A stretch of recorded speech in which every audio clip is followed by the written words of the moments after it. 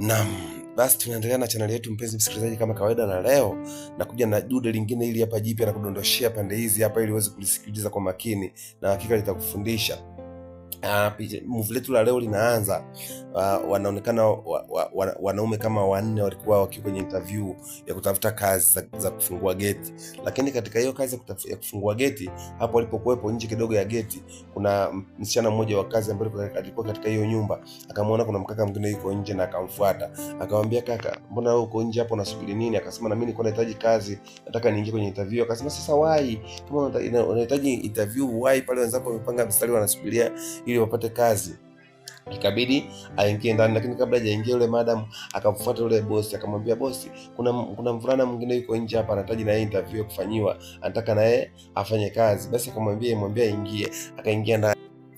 Baada ya kukaa kwenye mstari, akawa ameshakaa na wenzake. Sasa mmoja mmoja akawa anafanyiwa interview. Baada ya kufika zamu lake, bosi akamwambia, na wewe unahitaji kazi? Akamwambia, ndio nahitaji kazi. Akamwambia, sasa wewe mbona unahitaji kazi wakati unaonekana kabisa sio, yaani hufai kabisa kufungua geti wewe, na ulivyo na simu kubwa kama hii, simu kali? Kwa nini hata hiyo simu tu usiuze ukaenda kufanyia biashara zako, au ukata kufanya biashara hiyo simu ya pesa nyingi hivyo, unakuja kuomba kazi kwangu? Mimi sina hata kipato cha kuweza kukulipa pesa hata ya kununua hiyo simu. Akamwambia, hapana, mimi nataka kazi. Yani haijalishi hii simu siwezi kuiuza kwa sababu hii simu mimi nilipewa ulisi tu. Kwa hiyo hata kama unaiona ni kubwa, lakini mimi nilipewa ulisi, siwezi kuiuza hii simu na naipenda sana.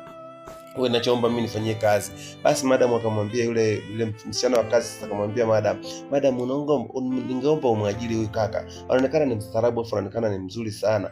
Basi wakawa wamefanya interview pale, wamemaliza. Akamwambia, sasa naomba uache namba za simu, alafu kama vipi ukiwa umepita katika interview nitakupigia uje kufanya hii kazi, lakini mimi nahitaji watu waadilifu. Akamwambia, ina shida kama ameondoka. Baada ya kuondoka, yule bidada yule mfanyakazi wa ndani akawa anamlazimisha madam na kumwambia, bosi, huyu ndo kijana wa kufanya kazi, kwa sababu kwanza ni handsome, ni mzuri, afu mimi nimempenda.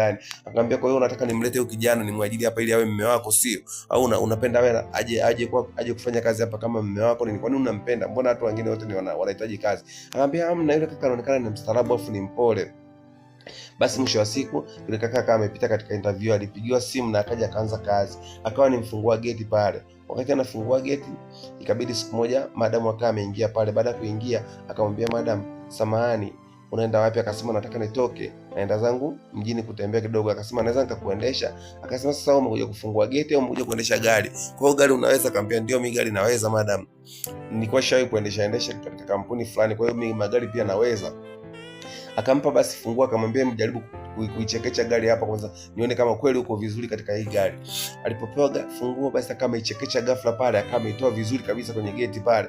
Basi madam akawa amesema, kweli wewe unaweza gari. Akawa amempakia na kumpeleka mjini. Basi mbali na kufungua geti, akawa anafanya kazi nyingine ya kumtembeza bosi. Basi katika kumtembeza bosi, ikawa bosi anamwangalia tu jinsi gani anavyofanya kazi, lakini alikuwa ni mfanyakazi mmoja mzuri sana. Lakini yeye lengo lake hakuja kufanya kazi za ndani wala hakuja kufanya kazi za kufungua geti. Yeye nia yake alikuwa anataka atafute mke bora na aweze kupata mwanamke ambaye anaweza kumfaa katika maisha yake. Kwa hiyo akawa amempenda huyo bidada ambaye ni tajiri hapo katika hiyo sehemu, lakini utajiri wake sio mkubwa sana wala sio wa kiwango sana, ila tu akaamua kuomba kazi ili amchunguze ili aweze kumpata kirahisi, na ndio maana akang'ang'ania awe anaendesha gari ili awe naye karibu. Wakati anaendelea kumwendesha bosi, basi siku moja ikawa hali imekuwa mbaya kidogo ya kipato cha bosi ambao alikuwa anatafuta kazi.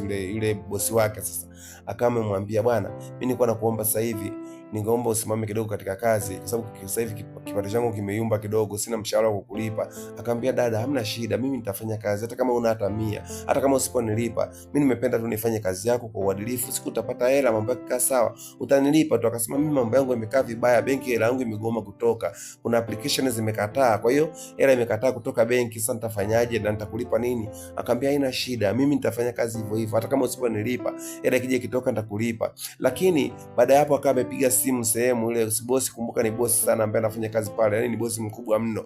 Akawa amepiga simu, mambo yakafanywa chapu, akashughulikiwa ile swala lake la kibenki. Ile bidada anaenda tu anapigiwa simu, anaambiwa, njoo uchukue hela zako, zimeshakamilika benki. Alipoenda kwa ile benki akakuta hela zake zimekamilika, ile hali ilikuwa inasumbua imeshakaa sawa. Akapewa pesa zake. Alipopewa pesa zake, akamwita yule mfanyakazi ili amlipe pesa zake ambazo amefanya kazi.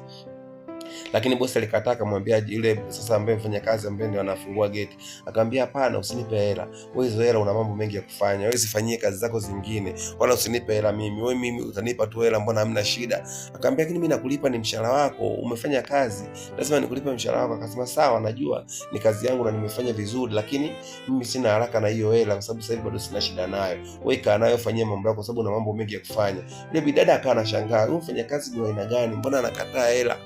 Basi kijana akawa ameendelea na kazi. Siku moja babake mzazi akawa amekuja yule msichana ambaye ndio bosi wake na yule kijana. Alipofika akawa amemwambia vipi, na huyu naye ni nani? Akamwambia huyu ni kijana tu ambaye ni mfanyakazi wangu na anafungua geti na pia ananiendesha kwenye gari. Akamwambia mimi sitaki kijana kuendesha kwenye gari kwa sababu vijana hao wana tabia mbaya sana. Kijana maskini kama wewe anakuwa anakuendesha kwenye gari alafu anaweza akakusababisha ukakosa hata wachumba. Mimi nataka upate mchumba mwenye pesa, mchumba mwenye hela ambaye anajiheshimu. Sasa unaanza kuendesha na huyu mwanaume atakuja kusababisha usipate mwanaume. Akamwambia baba, lakini hapana, hana tabia hizo, mimi ananiendesha tu, ni driver mzuri, hana shida. Akamwambia hapana, mimi vijana kama hao nawajua, vijana masharubaro wanajifanyaka kuendesha wadada ili kupata kirahisi. Mimi sipendi mtoto wangu ana tabia kama hizo, mimi nataka upate mwanaume ambaye bora. Basi kati wanaendelea kukaa pale, akawa amemuita yule kijana, akamwambia yule mzee sasa ambaye ndio baba mkwe wake, yani baba mkwe mtarajiwa, ingawa bado hajampata, akawa anamwambia kwamba mimi sipendi muendeshe msichana wangu, napenda kama umeomba kazi ya geti, fungue geti tu, usiende kufanya kazi nyingine zaidi ya hiyo. Wewe umesema wewe ni mfungua geti, sasa kwa nini unakuja tena unamuendesha binti yangu? Na mimi nataka labda uwe karibu na binti yangu ili umuoe. Mimi sitaki hiyo tabia. Basi kijana akawa ameondoka. Siku hiyo dada akawa kompyuta yake imeharibika. Baada ya kuharibika akawa anahangaika na ni kompyuta ambayo ndio inafanya kazi zote za ofisini. Akawa anapambana apate kompyuta ili kwa ajili ya kwenda kufanya kazi, na kuna kikao cha wanabodi wengine ambao ilikuwa inatakiwa kafanyike siku hiyo, na kompyuta yake imekuwa mbovu. Basi bidada akaanza kuhangaika kutafuta kompyuta, kila anapopiga simu anakosa.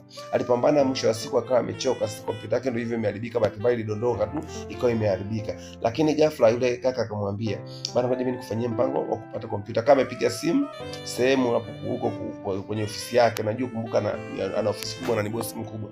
Akawa amepigwa simu chapu ile kompyuta, lakini iandikwe kwa umeletewa na mtu ambaye anakupenda, lakini haina jina.